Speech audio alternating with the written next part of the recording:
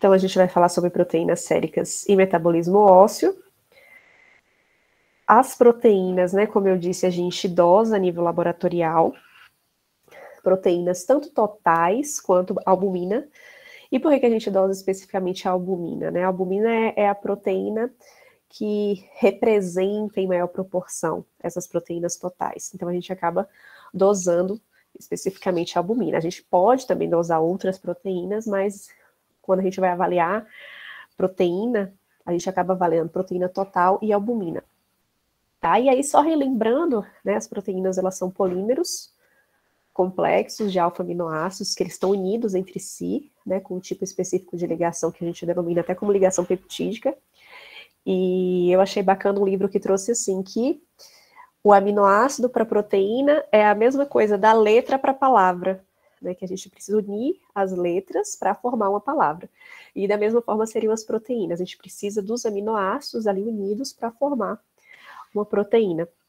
E basicamente é isso, né, a gente tem inúmeras classes de proteínas que têm funções essenciais no nosso organismo, então enzimas, como tripsina e amilase, proteínas de transporte, né? A gente fala tanto da hemoglobina, falamos também da mioglobina já nesse semestre, quando falamos de rabdomiólise, proteínas contráteis, anticorpos, hormônios, então proteínas estruturais, inúmeras proteínas que nós podemos avaliar, né? Então, basicamente, tem em torno de 300 proteínas diferentes que já foram indicadas no plasma, identificadas, mas assim, a nível laboratorial, a gente avalia, eu diria, dezenas, 10 a 30 proteínas, né? Nós não avaliamos todas as proteínas existentes. Tem algumas que têm funções mais específicas e a gente acaba usando a nível laboratorial. E a gente vai falar de alguma delas. Então, essa concentração de proteínas, basicamente, ela é denominada por 3 fatores. A gente sabe que tem inicialmente a síntese, e o fígado, ele é o órgão principal na síntese proteica. Quando a gente fala a gente vai ter uma aula sobre metabolismo hepático, né, sobre função hepática, e vocês vão ver que o paciente, quando ele já está em uma fase avançada de doença hepática, em insuficiência hepática, esse paciente, ele acaba tendo uma diminuição da sua função metabólica, assim, como um todo, e principalmente na redução da produção de proteínas. E aí, a gente sabe que a proteína, por exemplo, ela é essencial para a pressão osmótica, né? Então, o paciente com insuficiência renal, com insuficiência hepática, o paciente já com cirrose, né, evoluindo para uma insuficiência hepática, ele tende a ter edema, né, o paciente cai demasiado, com ascite. O paciente também ele tem uma diminuição das proteínas de defesa, então a gente vê que até algumas proteínas mesmo de defesa, anticorpos, mais sejam produzidos por linfócitos, eles interferem também diretamente. Proteínas da coagulação, nem pode estar relacionada a isso. O quê? Paulo, não entendi. Repete aí para mim. Apareceu bem rapidinho aqui. Ah, sim, também está relacionado, né, pela falência hepática, mas tem a questão da própria pressão, vocês vão ver que a gente vai falar sobre isso, por que desenvolve esse influxo, né, como se esse órgão ele tivesse com uma dificuldade de chegada de sangue nele, e ele acaba tendo a diminuição da sua função por inúmeros fatores, e isso afeta a sua síntese, né, ele vai interferir na síntese das proteínas da coagulação, o paciente ele começa a sangrar, o paciente ele desenvolve ascite, porque o fígado ele é essencial, ele produz inúmeras proteínas que são importantes para a gente, e ela vai estar muito relacionado com a clínica que esse paciente vai desenvolver, né. Quando a gente fala também de distribuição dessas proteínas, ele vai estar envolvido principalmente nesse metabolismo, que a gente diz, essa pressão osmótica que essas proteínas elas exercem, né, que elas permitem que esse plasma, esse fluido, ele esteja ali dentro dos vasos, ele não passe para o interstício, formando o edema, né, e catabolismo que ocorre também dessas proteínas ao longo aí dos processos tanto fisiológicos como não fisiológicos. Tá? E aí, quando é que a gente tem hiperproteinemia, né, aumento de proteína? no sangue. A gente já sabe que em situações que a gente tem desidratação, perda de líquidos, a gente tende a hemoconcentrar inúmeros componentes, e isso acontece também com as proteínas, então elas acabam hemoconcentrando em condições como vômitos, diarreia intensa, a gente falou de diabetes, da acidose diabética ou acetoacidose, também que o paciente ele tem diabética, que o paciente ele tem uma grande perda ali de líquido, né, a nível urinário, e isso leva também a desidratação. A pouca ingesta de água, ela pode levar a uma hemoconcentração e um aumento dessa proteína, essa hiperproteinemia. Enfermidades monoclonais, que a gente vai falar também, mieloma múltiplo, macroglobulinemia, que ele promove um aumento específico, né, de um clone específico, uma imunoglobulina ali que vai ser idêntica, grandes quantidades dela vão ser produzidas, e as enfermidades que a gente diz policlonais, né, na verdade a gente não aumenta um tipo específico de imunoglobulina, e sim diversos tipos, então vai aumentar IgG, vai aumentar IgM, pode aumentar IgA, e aqui na monoclonal a gente aumenta um tipo específico de uma determinada imunoglobulina. Já as hipoproteinemias, né, a diminuição, ele ocorre quando tem aumento do volume plasmático, então quando o paciente tem um edema, quando o paciente ele tem uma terapia venosa em grande quantidade, então você está colocando ali grande quantidade de líquido, ele tende a ter uma diminuição dessa proteína sanguínea. Em casos de queimaduras por perda proteica também pela pele, e a gente falou, quando a gente viu disfunção renal, que o paciente, por exemplo, com síndrome nefrótica, ele pode ter uma perda proteica. Por que isso acontece? Vamos relembrar por que na síndrome nefrótica, na glomerulonefrite, o paciente ele tem uma hipoproteinemia. Por que isso ocorre? Quem lembra? Porque perde, né, professora? Afeta ali o glomérulo, principalmente na nefrótica, os podócitos. Exatamente. Então, ele vai aumentar ali, né, aquela distância entre os podócitos, porque os glomérulos, eles não permitem que proteínas, que são moléculas grandes, passem, né, de forma normal ali pelo glomérulo. E acaba que, nessas condições, ocorre um espaçamento, ali nessas condições patológicas, e elas acabam passando para a urina. Então, tem uma perda renal, proteica, né, e consequentemente desenvolve a hipoproteinemia, síndromes nefróticas, glomerulonefrite, inclusive assim, logo quando chega, né, um paciente já com quadro de edema, é uma das principais suspeitas que seja, né, uma causa renal. Agora, quando o paciente ele já chega com edema, com icterícia, que é amarelamento, né, nos olhos, aí a gente já vai pensar numa causa hepática, isso assim, né, claro que não é bem assim, mas a clínica também já faz com que a gente pense em algumas situações mais prováveis, né. Distúrbios também da síntese proteica, relacionada à deficiência de cálcio, síndrome de má absorção e até a desnutrição mesmo grave, que aí eles não vão ter a ingesta adequada de proteína. E no laboratório a gente dosa, como eu falei para vocês, proteína total no soro desse paciente, precisa de um jejum de 8 horas e o indicado é que a amostra não tenha hemólise e também não seja lipêmico. O método que a gente mais utiliza é esse método de biureto, é o método mais utilizado, mas ele é um pouco menos sensível porque a gente só consegue fazer para detectar altas concentrações de proteína. Então, por exemplo, o plasma, ele é uma amostra que a gente consegue detectar bem por essa técnica de Bureto, porque a gente tem concentrações mais altas de proteína, né? Claro, quando o paciente estiver com a hipoproteinemia muito grave, pode ser que o teste ele não consiga identificar, mas ele, basicamente, ele faz as ligações peptídicas com o cobre e forma um composto roxo, e aí a quantidade de proteína vai ser proporcional à coloração que foi formada ali. Já esse teste de Lowry e Bradford, eles são mais sensíveis, aí eles são utilizados a nível já de pesquisa mesmo, em pesquisa para avaliar meio de cultura, dosar proteína em algum tipo de alimento. Aí, como são quantidades muito pequenas de proteína, a gente acaba utilizando esse outro método para análise. Tá? Então, proteína total, a gente dosa por essa metodologia, né, colorimétrica, e a gente tem a eletroforese de proteína. Vocês já ouviram falar de eletroforese de proteína? Ele não é um método que a gente utiliza, assim, rotineiramente no laboratório. Geralmente, são laboratórios de grande porte que fazem eletroforese de proteína. Se eu não me engano, nenhum laboratório aqui de Conquista faz eletroforese de proteína. Geralmente, eles mandam para fora para fazer. Quem trabalha em laboratório Raíssa já deve ter visto eletroforese, né? A gente faz para PCR, é muito semelhante.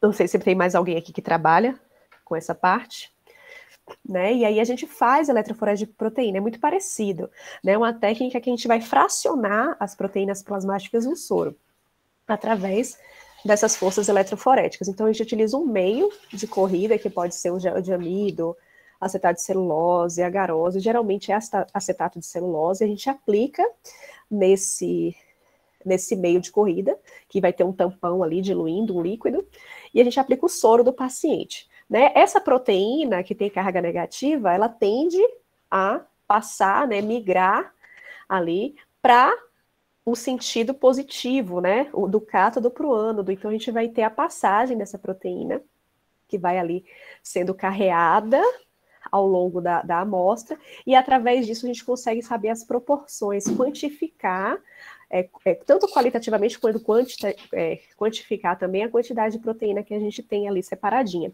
Então, o que a gente vê, né? Geralmente as proteínas maiores, elas tendem a ficar um pouquinho mais para trás, e as menores, elas tendem a correr mais pelo gel. E aí a gente tem uma corrida eletroforética, onde vão ter várias bandas, né? Inclusive, eu coloquei em um dos casos clínicos uma imagem de uma eletroforese de proteínas, se eu não me engano, o quarto caso. E aqui o que a gente vê? Existe a banda de albumina, que é uma banda maior, a gente tem uma maior concentração, como eu falei para vocês, cerca de 60% dessas proteínas totais são albumina. Então, ela tem uma proporção maior, né, na corrente sanguínea, claro, isso para o indivíduo que tem as concentrações normais, né? Seguida da região alfa 1, em seguida alfa 2, beta e gama. Então, essas são as frações que são divididas, né, basicamente ali, as proteínas totais, nessas 5 principais frações. Geralmente a gente coloca 6 por ter a pré-albumina, mas ela tem concentrações tão pequenas que a gente acaba vendo mesmo na corrida a albumina, alfa 1, alfa 2, beta e gama. Tá, vocês estão vendo, tem esse quadro A, né, essa corrida aqui, a letra A, e tem a letra B. Vocês estão vendo que ela tem um pico grande de albumina, e logo no final tem outro pico elevado? Estão dando para ver aí nessa imagem B? Esse aqui é o pico que a gente chama de pico gama, né? Então, existem condições, geralmente, de doenças monoclonais, como o mieloma múltiplo, que eu falei para vocês, que aumenta um pico específico de uma imunoglobulina, que ele leva um aumento, assim, é um aumento bem acentuado, vamos dizer assim, indicando que ele tem um aumento de uma única imunoglobulina específica, um clone ali único, que ele está em grande quantidade. Então, a gente vê que a concentração de albumina está normal, alfa 1, alfa 2, beta, só que ele tem esse pico em gama, que não é normal, né? Então, tem algo indicando ali para você que tem um aumento de uma proteína específica, e ele é muito característico das doenças monoclonais, né, principalmente do mieloma múltiplo.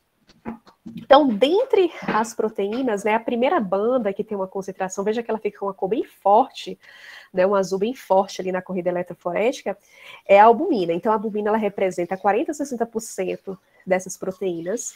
Ela é sintetizada no fígado, ela é importante para manter a pressão osmótica, e a proteína, essa albumina, ela carrega outras substâncias, né? Quando a gente fala de medicamento, a gente sabe que tem medicamento que se liga à albumina, o cálcio se liga à albumina, hormônios. Então, a albumina ela é uma carreadora também, a proteína carreadora.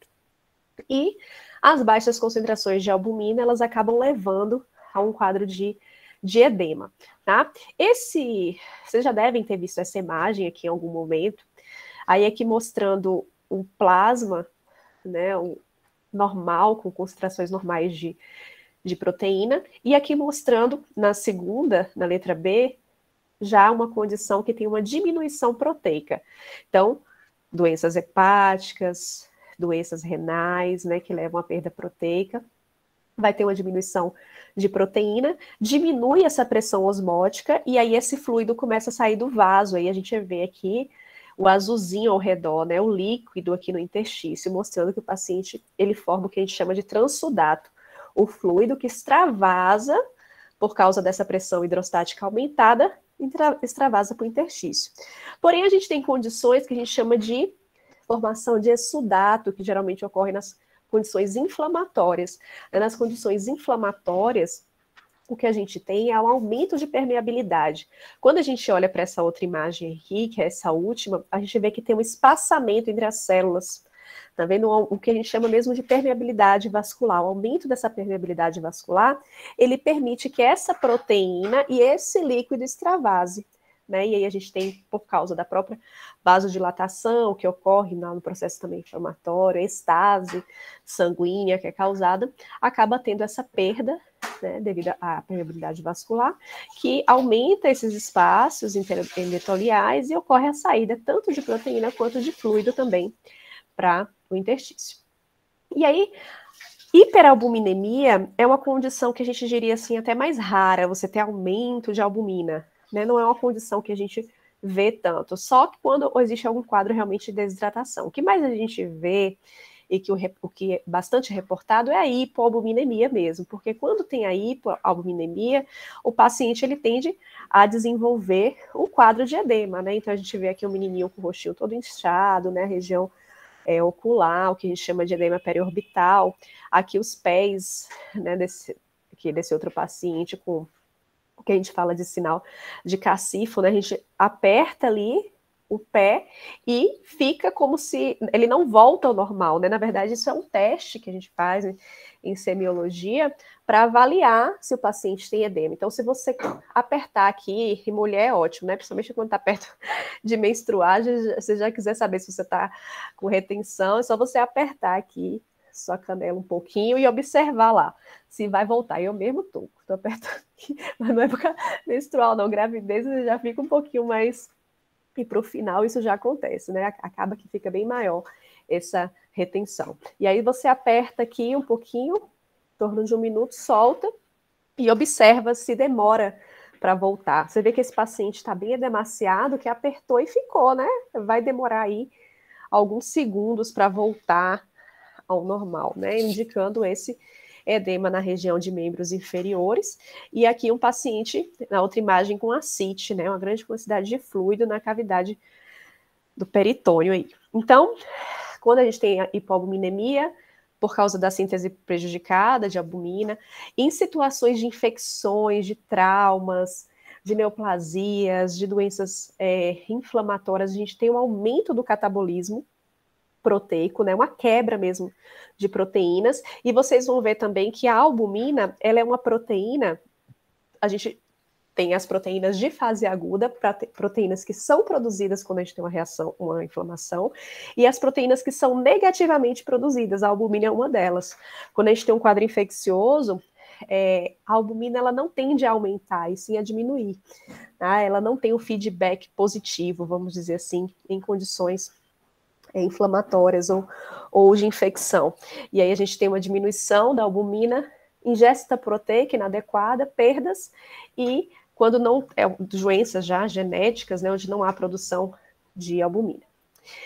E aqui, vendo mais, assim, amplamente, os picos, né, a gente vê que existem as regiões alfa 1, alfa 2, beta e gama, né, a gama aqui, incluindo os principais anticorpos. E aí eu vou falar bem rapidamente, né, na verdade, assim, não é para ninguém também decorar os tipos de proteína que tem cada uma das regiões, né, não é isso o intuito, mas que vocês saibam que existem, né, na célula de proteína, diferentes proteínas em cada uma dessas regiões que são analisadas, né? Então, essa região alfa 1, que eu estou marcando minha setinha aqui, veja que ela é um pouquinho mais clarinha, né, um azulzinho mais clarinho, ele tem essas 3 principais proteínas, sendo ela alfa-1 antitripsina, é uma proteína que ela inibe protease de neutrófilo, e aí ela acaba protegendo principalmente os pulmões, tá? E é uma proteína de resposta de fase aguda, então geralmente em processos inflamatórios aumenta, na gravidez, neoplasia, pode aumentar a alfa-1 antitripsina.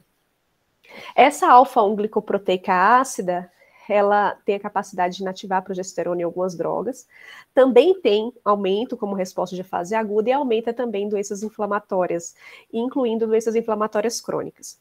Tá?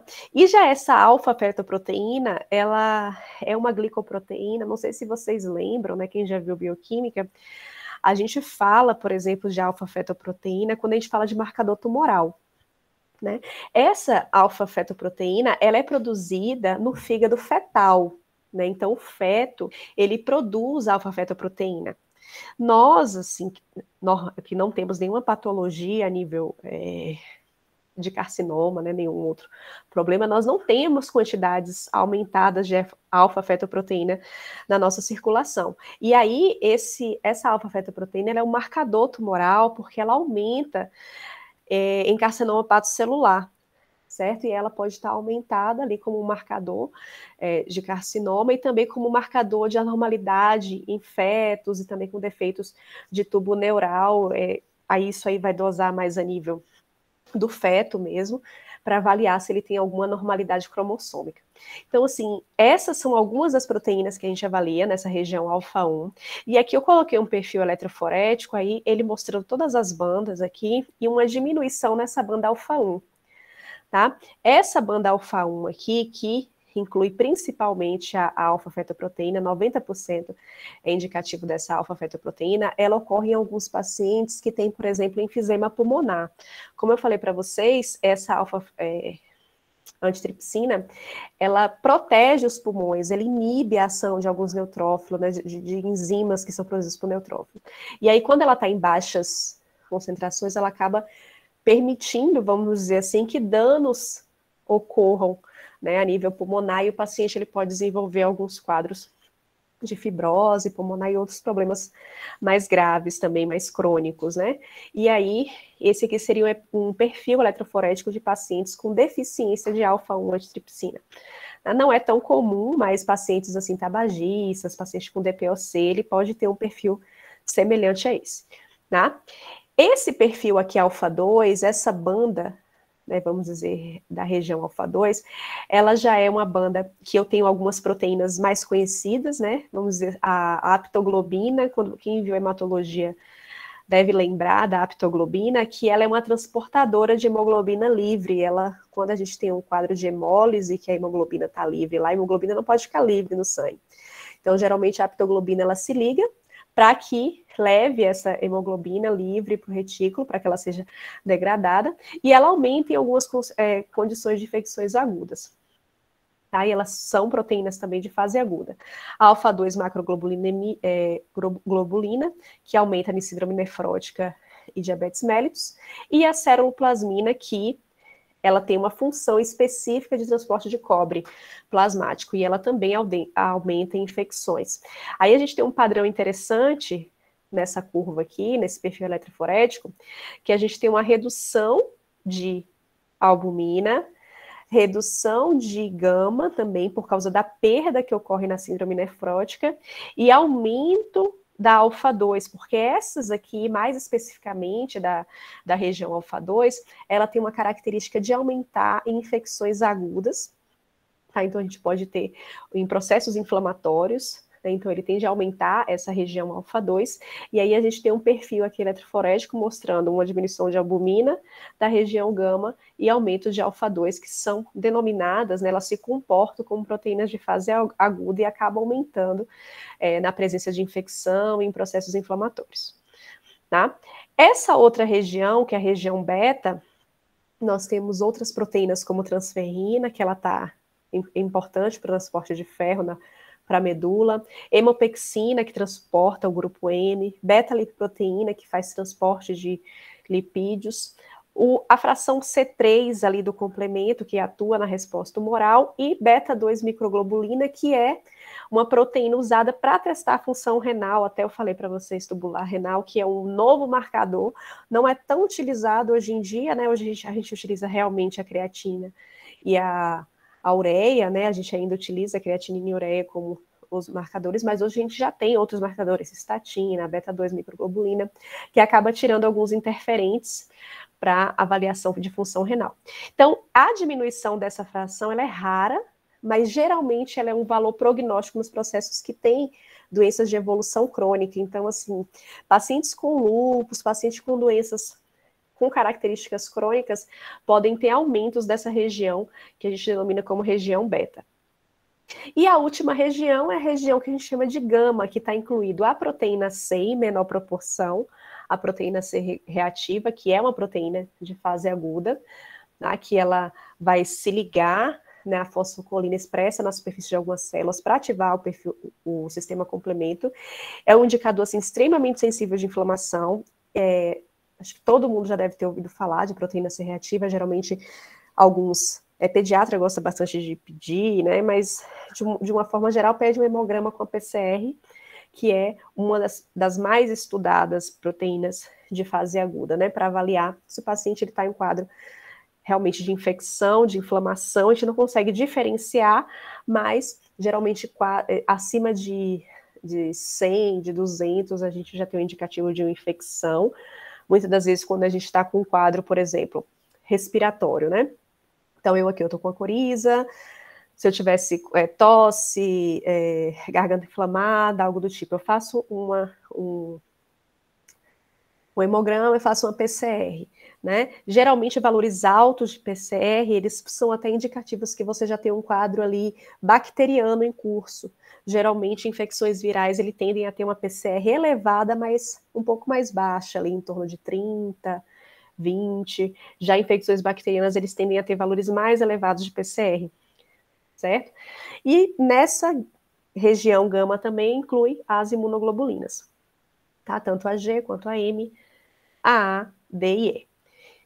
E aí, só relembrando as proteínas de fase aguda, então elas são proteínas que são produzidas, né, como resposta específica da inflamação, ou da infecção, ou da lesão tecidual, porque a gente vê aqui endotoxinas bacterianas, vírus, necrose, então se você tem morte celular, né, um processo ali inflamatório, esse tecido que está lesado, ele vai fazer com que os macrófagos sejam ativados, liberem citocinas como TNF-alfa, IL-1 e IL-6, que ativam os hepatócitos a produzirem as proteínas de fase aguda. E aí essas proteínas de fase aguda positiva incluem a PCR, que é a proteína C reativa, C4, C3,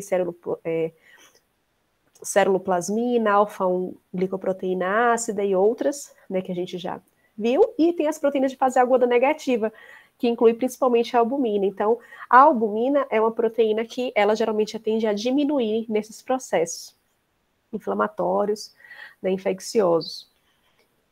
Então, o que a gente tem aqui? É só um quadro mostrando as características cinéticas dessas proteínas, né, o tempo que elas demoram para aumentar, um tempo de resposta. E dentre as proteínas, a que tem a melhor resposta e que aumentam bastante em processos infecciosos é a proteína C reativa, que a gente mais utiliza, né, a nível laboratorial. Ela demora um tempo de resposta, né, quando o paciente ele tem ali o quadro clínico. Em 6 a 10 horas, ela já tem um aumento significativo na corrente sanguínea, e essa amiloide sérico A, que demora em torno de 2 a 10 horas, mas não é tão utilizado a nível laboratorial. E a proteína C reativa, que a gente também chama, geralmente, esse nome PCR, vocês vão ver que, até quando vocês forem pesquisar, pode ser que apareça CRP. Eles estão mudando para a gente não confundir com a reação em cadeia de polimerase, tá? Porque a gente está ouvindo muito, principalmente agora com Covid, né? A gente ouve falar muito de PCR, mas PCR é a técnica, né? Não sei se vocês sabem disso ou se confundiram também quando ouviram falar, na época das análises, né, que a gente faz análise, muito PCR, só ouve falar de PCR, mas esse PCR que a gente tá, tô vendo, Girlane, toda hora, né, ainda e voltando aí, essa PCR que a gente tá dizendo aqui é a proteína de fase aguda, que aumenta na infecção e processos inflamatórios. Essa outra PCR é a reação em cadeia de polimerase, que a gente faz, né, para identificar o vírus ali na amostra. Então, são coisas diferentes. Então, para não confundir, hoje as pessoas estão colocando esse termo aqui, é CRP. ao invés de PCR. Então, pode ser que vocês encontrem assim, tá? E tá relatando, mas assim, aqui no Brasil, principalmente, em exame, a gente acaba vendo muito ainda PCR, né? Ou escreve proteína C reativa, quando vai solicitar o exame, para que não tenha essa ideia aí que possa ser outra coisa, né? Aí eu trouxe para vocês essa aqui, que para que vocês tenham, né, basicamente aí uma ideia a partir desses perfis de bandas do perfil eletroforético que eu trouxe aqui.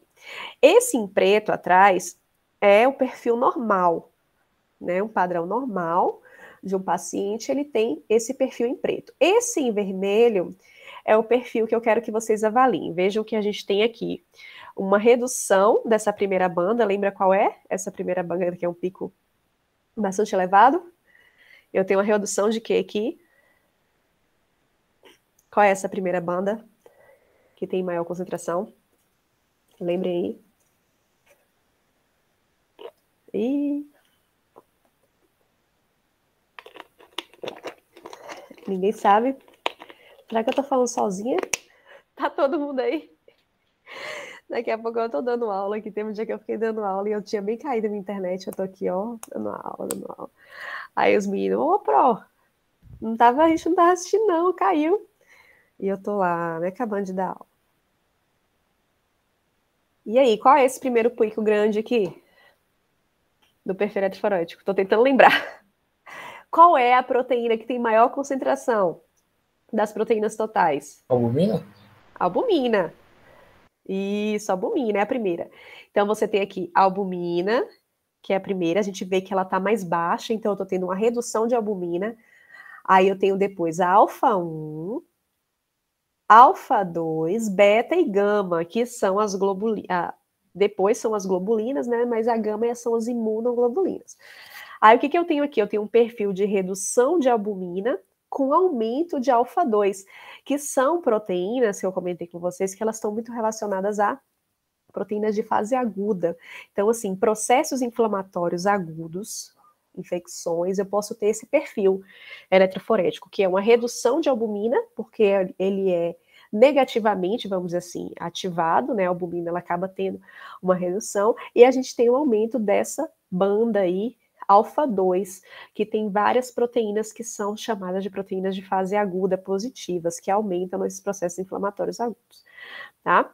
Aí aqui eu tenho outro perfil, né? Eu tenho um perfil aqui mostrando o quê? O que vocês estão vendo aqui agora? Esse perfil 2.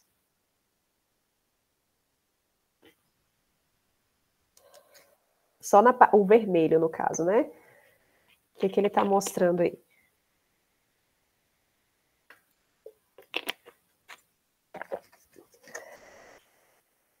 Vocês estão conseguindo entender o que eu estou perguntando?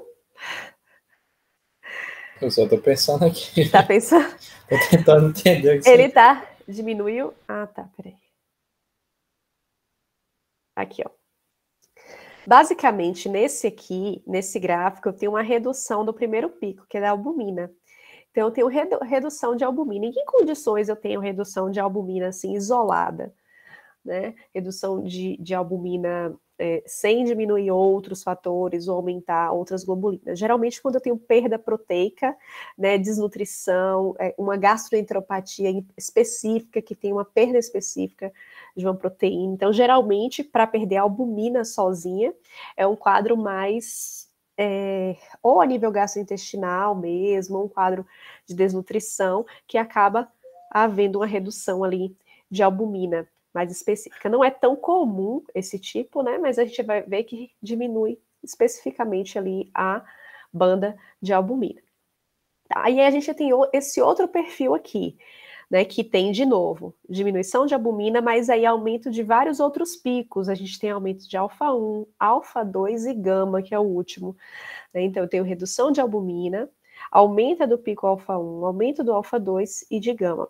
Essas condições aqui, esse tipo de perfil, é um perfil que já está mais presente em processos inflamatórios crônicos, tá? Tanto alfa-1 quanto alfa-2 e gama, eles podem, quando estão aumentados em conjunto, né, pode indicar já processos inflamatórios crônicos, então paciente com artrite reumatoide, paciente com lúpus, ele pode ter um perfil eletroforético mais parecido com esse aqui, com redução de albumina e aumento das outros picos, né, eletroforéticos.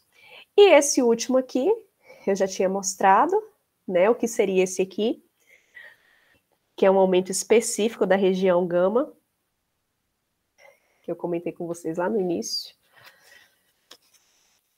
Quem é que lembra?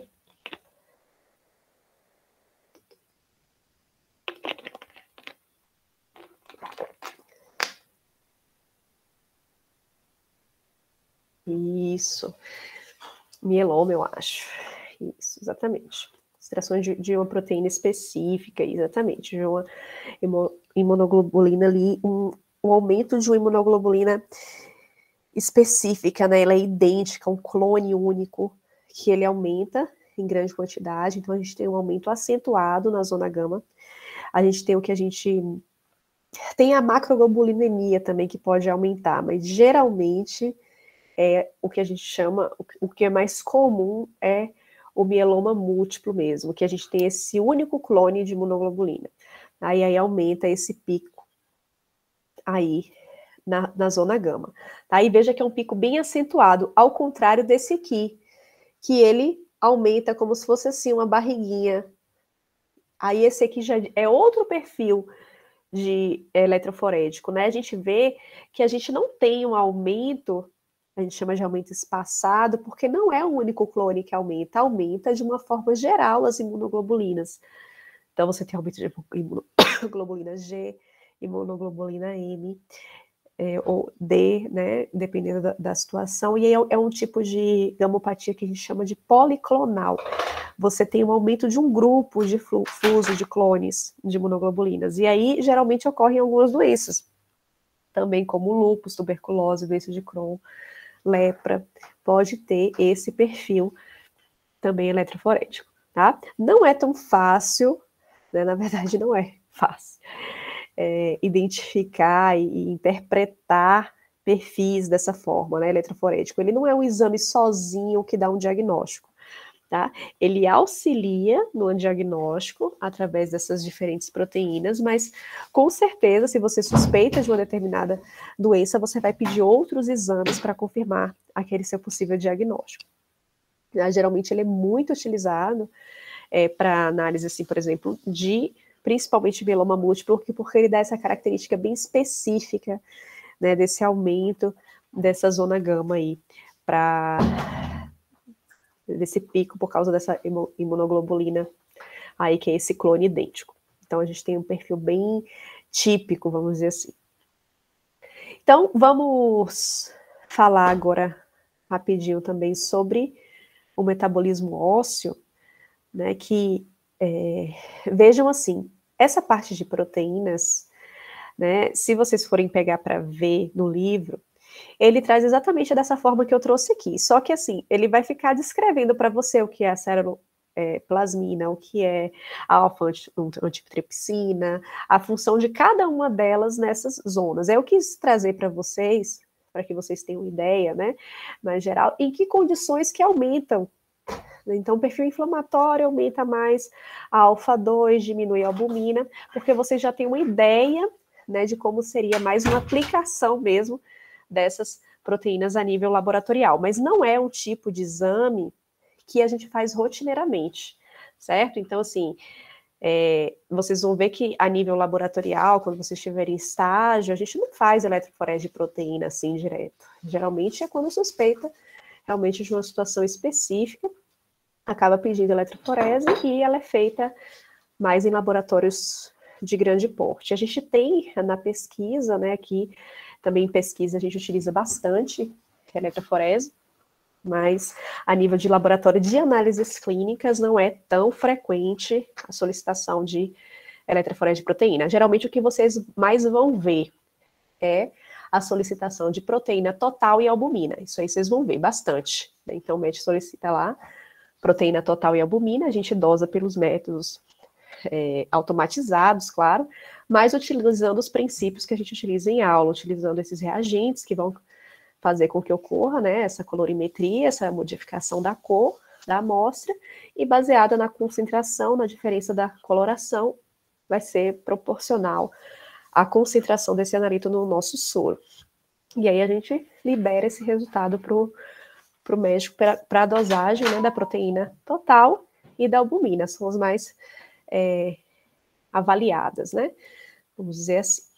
E aí a gente vai falar do metabolismo ósseo, né? Já é outro capítulo, já é outra história, o metabolismo ósseo, que a gente pensa assim muitas vezes, né? O osso não tem lá muitas funções, né? Quais são as funções? As funções de sustentação, né? A gente sabe que o osso, ele sustenta ali nosso corpo, ele protege também os nossos órgãos internos, mas o osso, ele tem uma função metabólica, ele é uma reserva de mineral, ele tem uma função também hematopoética, né? As nossas células sanguíneas, elas são produzidas através da medula, né? A medula óssea, a medula que está presente ali internamente no osso. Então, as nossas células sanguíneas, elas são produzidas aqui nessa região. E o osso, ele é uma reserva realmente de minerais. E vocês vão ver que o cálcio e o fosfato, eles são, assim, fundamentais nessa troca, né, e nessa presença desses minerais na corrente sanguínea. Então, quando a gente precisa de cálcio, quando a gente precisa de fosfato, essa reserva que está lá no nosso osso, ela tende a ser requisitada, e isso tudo através de células que estão fazendo ali o seu trabalho. A gente até já comentou em algum momento dos osteoblastos e osteoclastos, né, e a gente vai estar falando um pouquinho deles hoje. Então, basicamente, o osso, ele é formado por cristais de hidroxiapatita, cristais que estão ali com a ligação do cálcio, do fosfato, principalmente, e colágeno, também outras proteínas, como a osteocalcina, eles formam essa matriz orgânica e inorgânica, e existem células que incluem principalmente os osteoblastos, que a sua principal função é a síntese óssea, e os osteoclastos, que têm como principal função a quebra ou reabsorção desse tecido, né, desse osso, que não deixa de ser também um tecido importante. E aí o que a gente tem no metabolismo ósseo é o que a gente chama de remodelação óssea.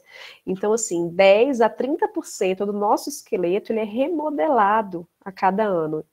Então, anualmente, o nosso esqueleto, ele é remodelado o tempo todo, né, os nossos osteoclastos e osteoblastos, eles estão lá trabalhando. Então, esse crescimento e esse turnover ósseo, ele vai estar relacionado com o nosso metabolismo, principalmente o metabolismo do cálcio. O cálcio, ele tem, assim, o metabolismo, como eu posso dizer, muito mais fino ali por causa dos hormônios, do que, por exemplo, o fosfato e o magnésio, tá? Então, os principais hormônios, que é o PTH e a vitamina D, e algumas citocinas também, né, elas regulam muito bem esse metabolismo. Então, se a gente está precisando de cálcio, tende a ter uma ativação de osteoclastos, e se eu tenho cálcio demais na minha corrente sanguínea, tende a ter uma ativação de osteoblastos, para tirar esse cálcio do soro e colocar de volta no meu osso, né? Então, o que a gente vê nas etapas, né, de remodelação óssea? Eu tenho os osteoclastos que são ativados, né, recrutados lá no osso, e aí esse em rosinha, como se ele estivesse ali reabsorvendo, comendo, né, esse osso ali, tirando essa matriz óssea, e quando ele tira essa matriz, ele está jogando para o sangue cálcio e fosfato, tá? Principalmente esses metabólicos. Então, quando o osteoclasto ele é ativado, ele está ali retirando essa matriz óssea e, consequentemente, jogando para o nosso sangue, né, esses, principalmente para o soro, ali, cálcio, fosfato e magnésio, que estão sendo liberados ali a partir daquele osso. Num segundo momento, os osteoblastos são ativados, e aí esses osteoclastos acabam sendo inativados, e os osteoblastos, eles passam a retirar, agora ele fala assim, volta aqui, né, pega o cálcio de novo, o fosfato, para refazer, reformar esse osso, um osso novo ali, né, a formação óssea. E aí esse processo de remodelação, ele está ocorrendo o tempo todo, de acordo com a nossa necessidade, certo? E aí a gente tem no tecido, né, conectivo, esse esqueleto, estão mostrando aqui que ele tem uma deposição de cálcio e fosfato através desses cristais de hidroxiapatita. Esses cristais de fosfato de cálcio, eles são produzidos pelos osteoblastos, então vocês vão lembrar que esse termo osteoblasto, quando a gente fala de osteoblastos, são as células que formam o osso, né? Eles que formam esses cristais aí, esses cristais de hidroxiapatita. E a dissolução desse hidroxiapatita para o retorno do cálcio e do fosfato para o sangue é feito pelos osteoclastos. Então, os clastos, né, osteoclastos são eles que fazem essa remoção, essa retirada, essa dissolução da hidroxiapatita de volta para o sangue. Tá? Então, assim, basicamente, 99% do nosso cálcio ele está no osso, né? Praticamente o osso, na verdade, o osso ele contém quase todo o cálcio, né, do organismo. A maior parte também de iodo-fosfato e uma concentração boa também de magnésio. E esses íons eles vão estar ali o tempo todo dançando, né, saindo de um canto indo para o outro, de acordo com as necessidades desses analitos aí na nossa corrente sanguínea. Tá? E aí, quem é que regula o cálcio? O cálcio, ele vai ser regulado por dois hormônios principais, que é o PTH e a calcitonina, e também a vitamina B, tá? E aí ele vai ser absorvido a partir de alimentos, na matriz, através da acidez gástrica e da vitamina D, e ele é excretado nas fezes e principalmente também pela urina. Tá? Esse cálcio também é excretado. Então, a gente tem 3 compartimentos que o cálcio ele está presente. O principal é o osso, como eu falei para vocês. Veja que esse cálcio no osso, por exemplo, eu não consigo dosar a nível laboratorial, eu não tenho como dosar a quantidade de cálcio que eu tenho no osso. Eu consigo dosar a quantidade de cálcio que eu tenho extracelular, porque a gente tem uma quantidade de cálcio intracelular também que faz ali a condução neuromuscular, a monitoração do tônus normal, relaxamento, e eu tenho cálcio extracelular, que é o cálcio ligado à proteína, e a fração livre ou ionizada, que inclusive ela vem para a gente ali quando a gente fala de. Quando a gente falou de equilíbrio ácido-base, que a gente falou de gasometria. A gasometria ela traz para mim o cálcio ionizado, né? Aquele cálcio que ele tem influência de acordo com o pH sanguíneo.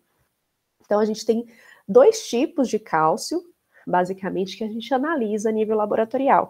E aí esse cálcio extracelular é o cálcio que a gente, essa fração, né? Que a gente dosa laboratorialmente.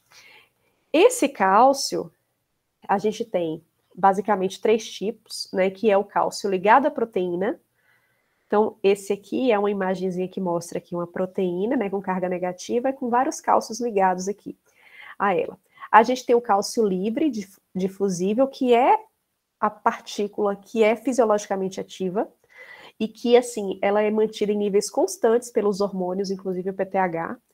E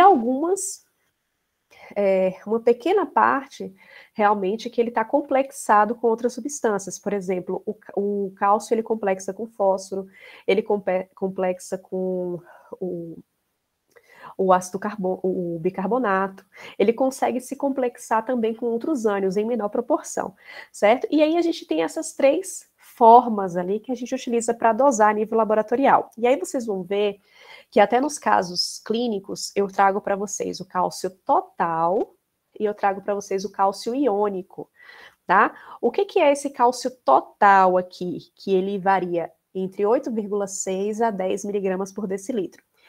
Cálcio total é o cálcio iônico, que é o cálcio livre, tá? Juntamente com o cálcio ligado às proteínas, né? O cálcio que está ligado a proteínas, principalmente a albumina. Então, eu tenho essa proporção aqui de cálcio iônico com cálcio ligado à proteína, que vai ser igual ao meu cálcio total, certo? Então, vocês vão ver que eu vou dar para vocês lá esses valores de cálcio total, que varia de 8,6 a 10. E eu tenho o valor de cálcio iônico, que é a fração fisiologicamente ativa, e basicamente é o principal fator quando a gente vai avaliar o cálcio é o cálcio iônico. Ele é muito mais preciso e sensível para nos dar, por exemplo, um possível diagnóstico, né, de um determinado paciente. Então, geralmente, se eu estou suspeitando, né, de uma doença, só o cálcio total elevado, muitas das vezes, ou diminuído ou normal, ele não pode não me dar uma proporção exata daquela situação clínica do paciente. Tá? Vamos pensar, por exemplo, o hiperparatireoidismo, que a gente vai falar, se eu não me engano, até nos casos clínicos também a gente vai discutir, que é uma condição que o paciente ele tem um aumento de PTH, né, esse paratormônio, e aí ele começa a ter uma grande concentração de cálcio na corrente sanguínea, né? O PTH ele está lá sendo liberado, fazendo com que o cálcio caia na corrente sanguínea. E aí a gente tende a ter um aumento de cálcio total e um aumento de cálcio iônico.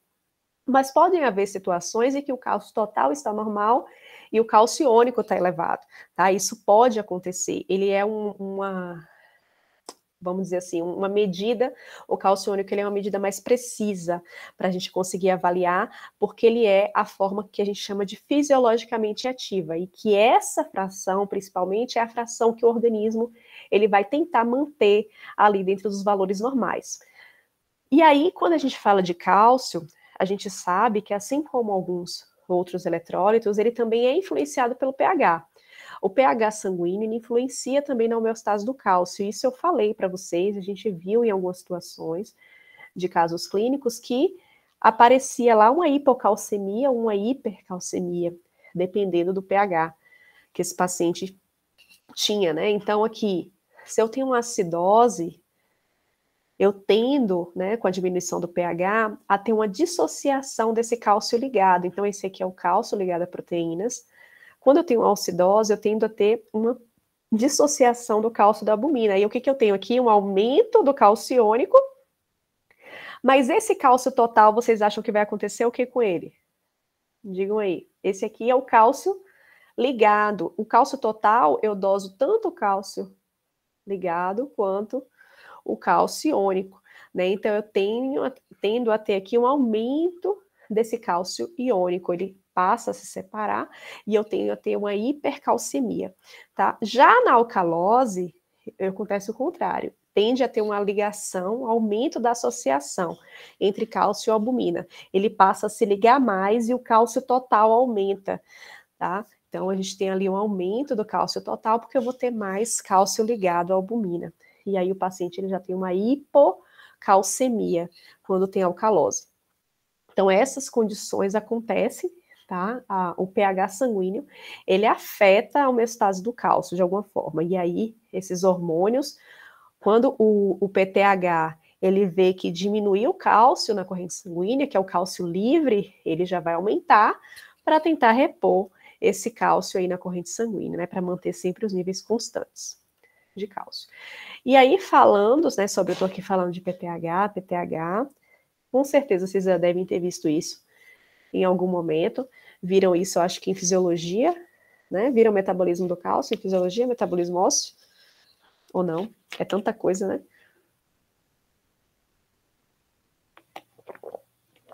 Já viram, lembram, né, de metabolismo ósseo, metabolismo do cálcio, eles são importantes. Cadê quem aqui ia falar aí? Professora, eu acho que eu vi na histologia, agora na fisiologia, né? Histologia? Isso. Ah, eu não achava que era fisiologia. Pronto, ótimo. Então, já viu, né? Só relembrar mesmo. Aprofundou bastante. Oi? É uma professora de fisiologia, ela aprofunda bastante. Ah, ótimo. Então, já estão craque nisso aqui. Posso até pular essa parte de metabolismo do... Mas foi lá no terceiro semestre, né? Só para relembrar, né? Não, por Faz favor. muito tempo. Não, eu entendo. É. Semestre passado já não está lembrando, vê lá, tem 4 semestres, né? Aí não dá, não.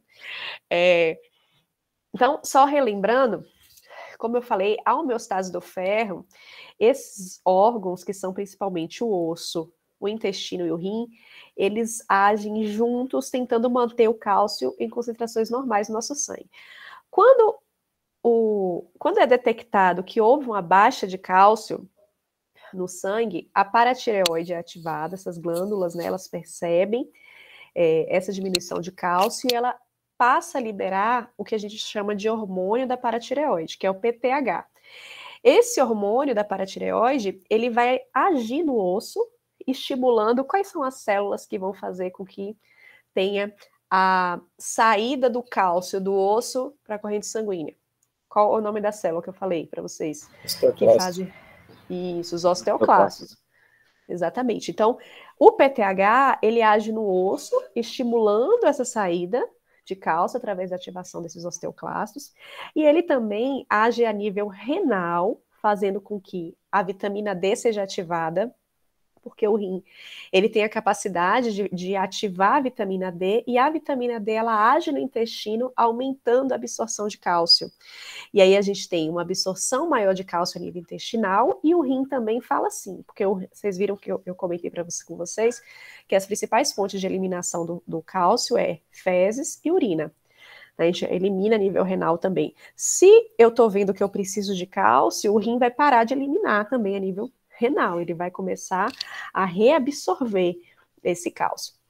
Então, de todas as formas, né, vai ter uma maior absorção intestinal, vai ter uma maior reabsorção de cálcio a nível renal, e ainda vai ter saída de cálcio para a corrente sanguínea. Tudo isso para deixar o cálcio em concentrações que a gente diz ali constantes, normais, né? Já quando ocorre o aumento de cálcio, que também é um problema, hipercalcemia não é bom, né? Altas concentrações de cálcio, vocês vão ver que levam a inúmeros danos para os pacientes, inclusive uma das causas assim de demência, de questões neurológicas que muitas vezes são pesquisadas em idosos, que a primeira coisa que a gente vê assim, em paciente mais idoso, quando tem alguma queda da função cognitiva, a avaliação mesmo assim, deixa de ter uma noção, né, de tempo e espaço, muitas das vezes já se pensa que o paciente tem um Alzheimer, outra doença mais crônica. E a hipercalcemia, o cálcio, ele tem uma capacidade de causar condições neurológicas muito semelhantes a essas doenças mais graves, né, crônicas. Então, ele causa situações neurológicas, o paciente ter confusão mental mesmo, um quadro semelhante à depressão, tudo devido ao aumento desse cálcio aí na corrente sanguínea. Então, a hipercalcemia, claro que tem outros inúmeros sintomas, né, mas é uma situação que pode vir a ocorrer, isso vai ser muito variável de paciente para paciente, mas muitas vezes o paciente desenvolve só esses sintomas a nível neurológico, quando tem aumento desse cálcio na corrente sanguínea. E aí, o que a gente faz? Da mesma forma que a gente tem o PTH para regular quando tem o cálcio baixo, a gente tem a calcitonina para regular quando o cálcio está alto. A calcitonina, ela já é produzida pela tireoide. E aí ela vai fazer o quê? Ela age no osso, já falando para o osso assim, deposite cálcio no osso, porque eu já tenho muito cálcio na corrente sanguínea. Então ele vai ativar quem agora? Né, antes foram os osteoclastos, agora vão ser os osteoblastos, que vão ser ativados para depositar o cálcio no osso. Eu vou parar de reabsorver cálcio intestinal, então o cálcio vai ser mais liberado nas fezes e também mais liberado a nível renal. Então não vou precisar reabsorver cálcio, eu vou excretar na urina, porque já tem muito cálcio na corrente sanguínea. Então vou começar a excretar até os níveis se tornarem, né, ali constantes, ali ideais. Então basicamente esse é o metabolismo do cálcio, né? E quando é uma doença? Não entendi.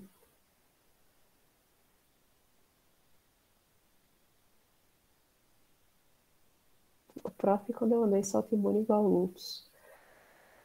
Sim, mas...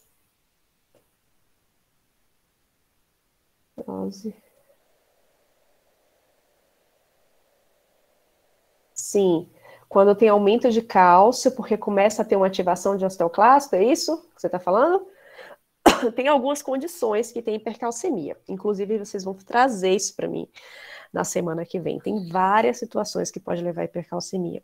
Inclusive, hipercalcemia, ela é comum em pacientes, ela pode ocorrer em pacientes com câncer, porque eles acabam, não sei se você está falando disso, eles produzem, né, as células cancerosas, elas podem produzir uma proteína, um PTH, que ele é semelhante ao PTH humano. E aí ele passa a estimular os osteoclastos a serem destruídos, aí a pessoa vai tendo ali essa reabsorção óssea o tempo todo, aí pode ter esse desgaste mesmo do osso, várias fraturas ósseas, isso tudo porque o câncer leva a esse quadro, né? Essa proteína ali relacionada, ao PTH que é produzida e acaba levando essa aumento dessa reabsorção óssea. Professora, Tem alguns... Oi. é todo tipo de câncer ou são alguns Tem específicos? alguns tipos específicos de câncer, mas ele ocorre em muitos deles. O mieloma pode ocorrer, tá? Alguns tipos de câncer intestinais também, e aí ele leva, e nossa, é assim uma situação muito complicada. Vocês vão ver, né, que a gente vai falar também de mieloma, e aí eles causam lesões mesmo. O crânio do paciente com mieloma, ele fica parecendo aqueles queijos, sabe aqueles queijos que é cheio de buraquinho assim?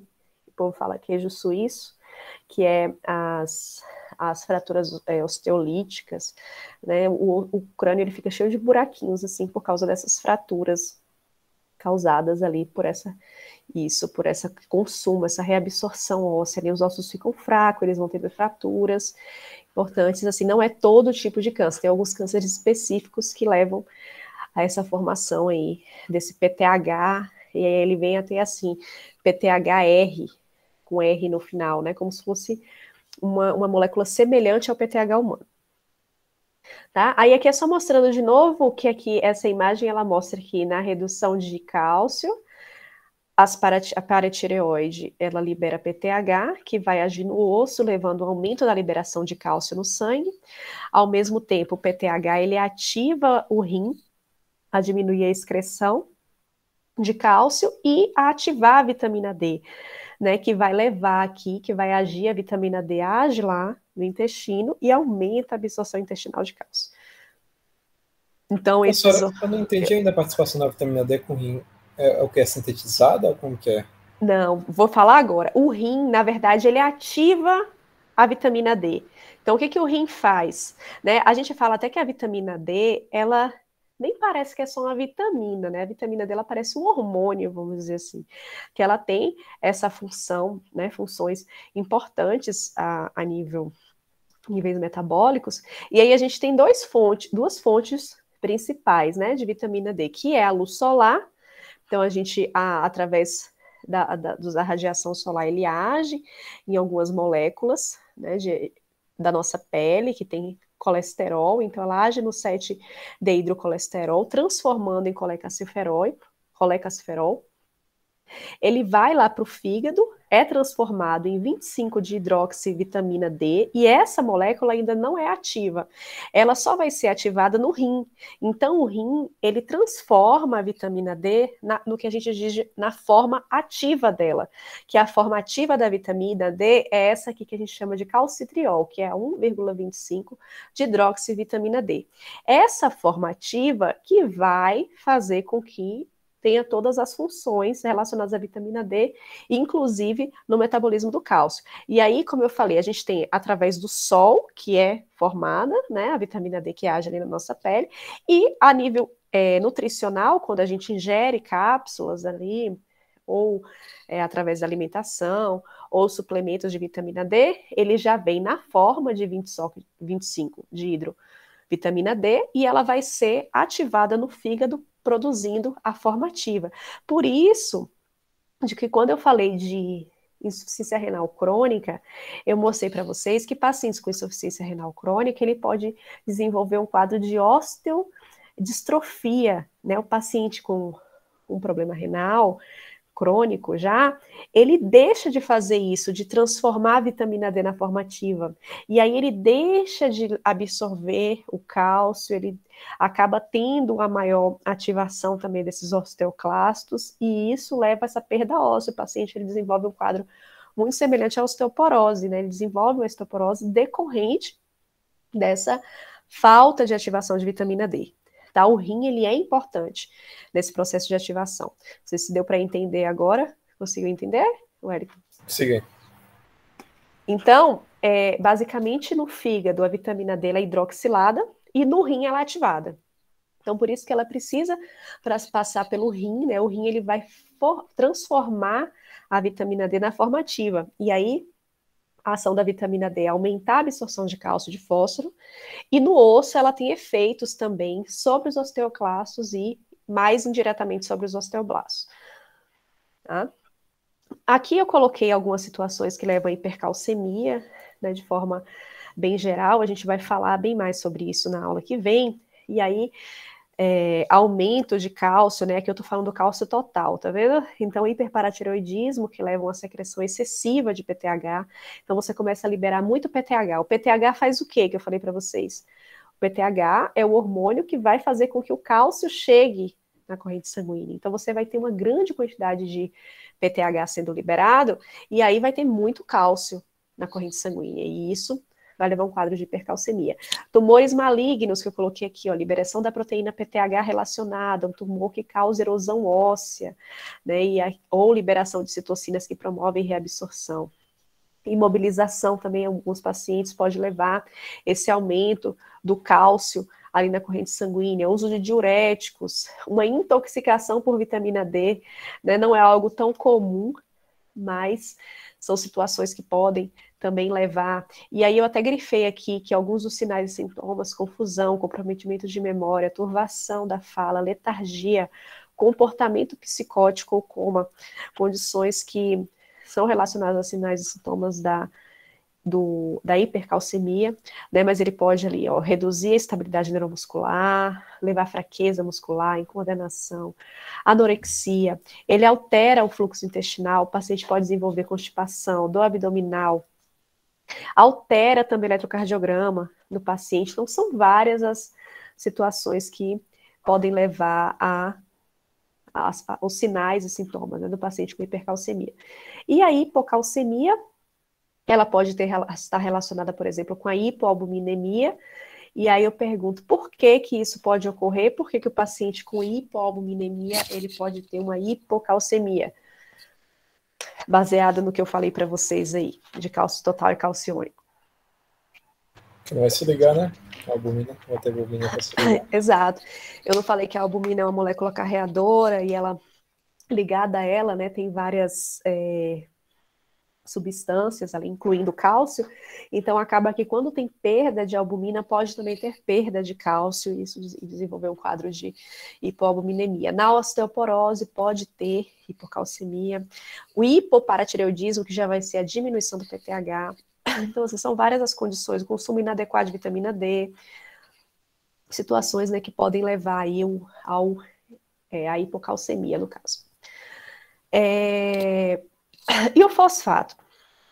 O fosfato, vocês vão ver assim, quando a gente vai pesquisar metabolismo do fosfato, a gente não acha quase nada de metabolismo de fosfato. A gente acha muita coisa de metabolismo de cálcio, né? Basicamente tudo, assim, que a gente pesquisar, a gente acha de metabolismo de cálcio, porque o cálcio, ele precisa ser regulado muito finamente, que a gente diz, porque o calciônico, ele tem funções muito específicas e importantes dentro do nosso organismo, né? O fosfato, ele também tem. Só que o que a gente vê é que a gente tem o fosfato, que é o fosfato iônico e o fosfato orgânico. Esse fosfato iônico, esse fosfato inorgânico, ele está mais ligado, assim, à integridade da funcional, ele está presente ali nos ossos, nos dentes, e ele serve também como tampão para o hidrogênio no plasma. E a gente tem um tampão fosfato, a gente não fala tanto dele, mas ele é um tampão também que é utilizado para regular o pH. Já o fosfato orgânico, que é o fosfato ligado, né, ele já é essencial, porque todo mundo lembra, né, que o fosfato ele faz parte do DNA, do RNA, do ATP, do AMP ciclo, para fosfolipídios de membrana. Então, grande parte do nosso fosfato, ele está na forma orgânica. E aí até traz assim, que já que os fosfatos inorgânicos circulantes, eles funcionam principalmente como substrato para o orgânico, as concentrações de fosfato, elas não são rigidamente controladas como são as concentrações do potássio. Então, existem diferenças nesse metabolismo do potássio, né? E a gente lembra, eu lembro que na aula prática, eu mostrei para vocês assim, eu desenhei uma célula e coloquei para vocês os principais cátions e ânions intracelulares e os principais extracelulares. E aí, quando a gente fala de cátions e ânions intracelulares, os principais cátions são o potássio, o cálcio, o magnésio, e de ânion, o principal ânion é o fosfato. Então, o ânion que a gente tem maior concentração a nível celular é o fosfato. E aí é interessante vocês saberem, em termos assim de metabolismo, e que altera também bastante a nível quando o paciente, por exemplo, tem uma lisa celular maciça, né, que ocorre em condições como a rabdomiólise, que ele tem grande quantidade de célula ali sendo danificada, o paciente ele tende a ter uma hiperfosfatemia, né, tem até hipercalcemia, né, o cálcio que também está alto, é uma hipercalemia, estava confundindo com do cálcio, a hipercalemia, que é do potássio, né, também elevada, e tem também a hiperfosfatemia, que é esse aumento de fosfato, já que ele é o principal ânion a nível intracelular. E aí o que a gente vê que é interessante é que o fosfato, quando ele está alto, ele tende a se ligar com cálcio, formando complexos. E aí, a gente, geralmente, quando tem hiperfosfatemia, a gente pode ter hipocalcemia associada, porque esse fósforo, ele começa a se ligar ao cálcio e formam complexos que a gente chama de fosfato de cálcio. E ele começa, por exemplo, a depositar nas células, né, na corrente sanguínea, ali esse fosfato de cálcio, esse complexo aí de cálcio e fosfato. Então, assim, na homeostase do fosfato, pequenas elevações séricas, geralmente eles levam a uma diminuição da reabsorção tubular. Então, quando a gente tem alguma diminuição de fosfato, já começa quando a gente tem algum aumento de fosfato, já começa a diminuir a reabsorção tubular, então esse fosfato ele já começa a ser eliminado. E aí a gente vê que, por exemplo, o PTH ele vai aumentar a reabsorção óssea, como eu falei, né? Então, se aumenta o PTH, eu vou começar a disponibilizar mais cálcio na corrente sanguínea e também o fosfato, né? Eu falei para vocês que a hidroxiapatita, ela é o cálcio e o fósforo lá ligado com outros minerais. Então, se eu estou tendo a reabsorção, ativação de osteoclasto, vai cair cálcio na corrente sanguínea e vai cair fosfato também, tá? Só que a diferença é que depois, quando chega lá no rim, o PTH, ele diminui a excreção urinária de cálcio, mas ele aumenta a excreção de fosfato. Então, o PTH, ele aumenta o cálcio sérico, mas ele diminui o fosfato sérico. Então, existem algumas diferenças na homeostase quando a gente fala de fósforo. Ela não vai ser igualzinha, né? O que vale para o cálcio vale para o fósforo, não. Tem algumas diferenças. Né? Já para a vitamina D, acontece basicamente a mesma coisa, a vitamina D, que é 1,25 hidroxicolecalciferol ou calcitriol, que é a formativa, ela vai aumentar a absorção intestinal de fósforo e de cálcio, né? Mesmo que o fosfato tem menor proporção, e isso vai levar ao aumento do fosfato sérico, e a calcitonina, ela tende a reduzir as concentrações de ambos. Então, lembra que o PTH aumenta e a calcitonina reduz o cálcio. Já o PTH para o fósforo, né, para o fosfato, sempre eu falo fósforo ou fosfato, mas leiam fosfato, tá? Ele acaba diminuindo o fosfato a nível sérico. E aí tem algumas condições também que levam à hipofosfatemia, mas ela vai ser muito relativa, tá? Quando eu tenho alguma absorção intestinal diminuída, algum desvio intracelular, em casos de alcalose, excreção urinária aumentada, absorção intestinal diminuída. Então, são condições que levam a essa hipofosfatemia, e hiperfosfatemia geralmente está mais associada a uma redução da excreção, porque uma das principais formas de excreção é a nível renal. Então, o paciente, quando tem insuficiência renal crônica, ele pode ter um aumento de fosfato a nível sanguíneo, ou quando tem, por exemplo, uma necrose muscular, que eu falei para vocês, uma lise, né, muscular, uma ingesta excessiva de vitamina D, ele pode também desenvolver aí um quadro de hiperfosfatemia, tá? Aí só citando mesmo para vocês, quando vocês forem ver metabolismo ósseo, vocês vão ver que existem alguns marcadores bioquímicos de metabolismo, que incluem os marcadores de formação e os de reabsorção óssea, tá? Dentre os de formação, que está mais relacionado aos osteoblastos, né, a gente tem a fosfatase alcalina, que é a mais conhecida. E aí, quando a gente for falar de metabolismo hepático, a gente vai falar de fosfatase alcalina também, porque existem frações dessa fosfatase alcalina. Tem a fosfatase alcalina hepática, que ela vai aumentar lá, muitas vezes com gama GT associado, e a fosfatase alcalina óssea, que está relacionado ali ao aumento do metabolismo. Então, por exemplo, crianças, elas tendem a ter fosfatase alcalina elevada, porque elas estão tendo uma formação óssea grande ali, né? A criança está em fase de desenvolvimento ósseo, então ela tende a ter fosfatase alcalina elevada.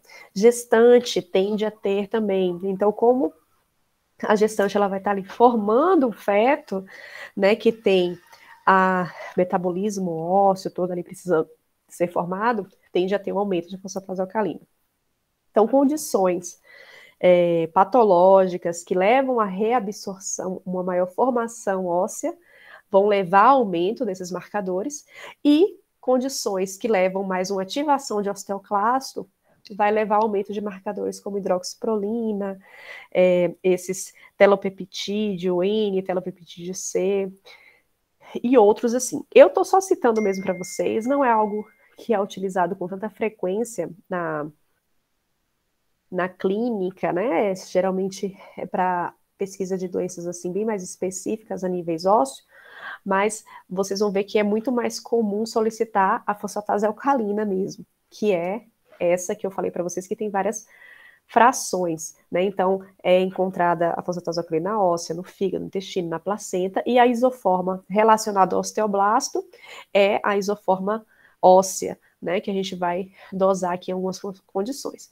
Então, os níveis, eles podem estar facilmente elevados no paciente com doença hepática, porque a gente tem o método que a gente acaba dosando a fosfatase alcalina total, a gente não dosa a fosfatase alcalina, a fração óssea, né? Vocês vão ver quando a gente for falar de metabolismo hepático, geralmente o médico pede fosfatase alcalina, gama-GT, AST, ALT, e aí quando a gente tem fosfatase alcalina aumentada junto com gama-GT, a gente suspeita de alguma doença hepática. Quando a fosfatase alcalina está aumentada sem nenhum dos outros parâmetros hepáticos, a gente já suspeita de um problema ósseo, né? Então, a fosfatase alcalina ela pode estar elevada em doenças osteometabólicas, incluindo osteoporose, osteomalácia, hiperparatireoidismo. Quando o paciente, por exemplo, tem metástase óssea, se eu tive uma fratura óssea, então o paciente que teve lá a fratura, mesmo ele tem ativação dos osteoclastos para destruir, ele vai ter ativação também da fosfatase alcalina para tentar recompor de novo aquele osso. Então ele vai ter uma alta atividade ali osteometabólica com ativação também da fosfatase alcalina.